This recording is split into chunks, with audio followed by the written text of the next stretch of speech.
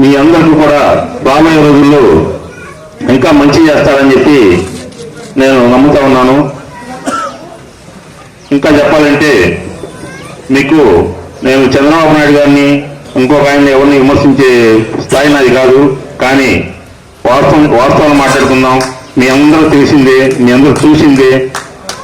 ఒకటే, వాలంటీర్ వ్యవస్థ అనేది దేనికి పెట్టారు, ఏం చేశారు అనేది మీ అందరికీ తెలుసు, మనందరికీ తెలుసు, మాకు కూడా తెలుసు.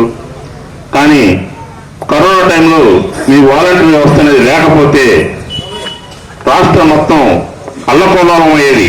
అలాంటి వాలంటీర్ వ్యవస్థని మనం ప్రతిపక్ష నాయకులు అంత చీఫ్గా తీసేసి చాలా అవమానపరుస్తున్నారు.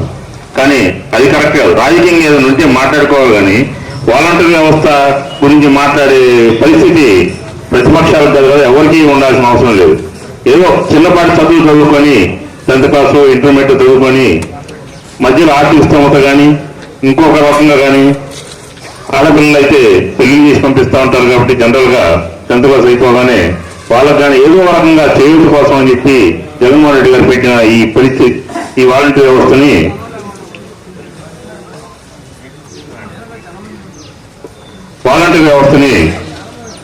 ఎంత ఘోరంగా అవమానిస్తా ఉన్నారంటే, మీరు ఏ వాలంటీరు ఏ ఆడపిల్లని తీసుకెళ్లి విదేశాలు అమ్మేశారో నాకైతే అర్థం కాలేదు. మీకేమైనా తెలిస్తే మీరేం చెప్పచ్చు. ఇక్కడ ఒక మాట్లాడటం అంటే ఏదైనా మాట్లాడుకోవచ్చు, ఎవరు ఏదైనా కానీ, ఇది ప్రజాస్వామ్యం కాబట్టి. కానీ తప్పులు మాట్లాడుకోకూడదు.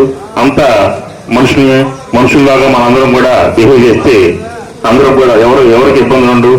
కావున జగన్మోహన్ రెడ్డి గారి సైన్యాన్ని ఈ అద్దంకి కాన్స్టిట్యున్సీలో ఉన్న బలికొరవ మండలంలో ఉన్న వాలంటీర్ వ్యవస్థను కూడా నాకు సైన్యంలాగే అనిపిస్తుంది.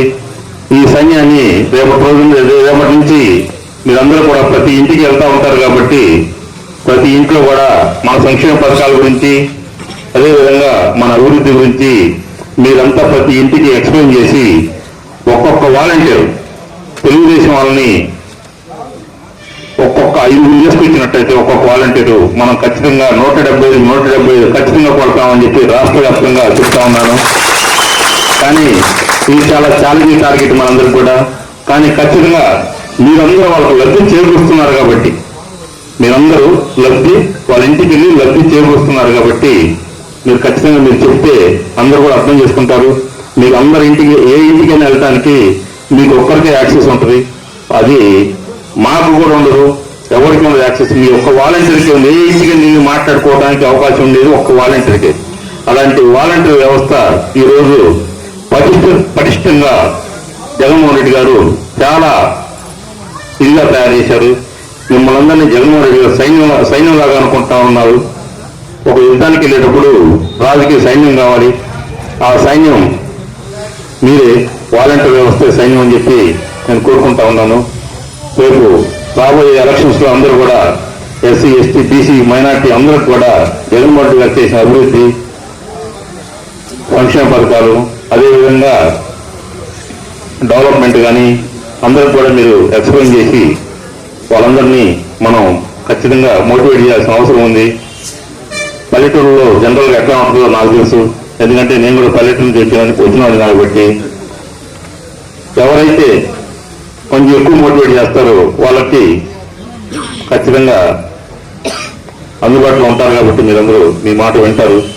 మీరందరూ కూడా చాలా సీరియస్గా వర్కౌట్ చేయాలి ఈ విషయం. అయితే మీకు ఏదైనా మీ అందరూ కూడా నేను అండగా ఉంటాను.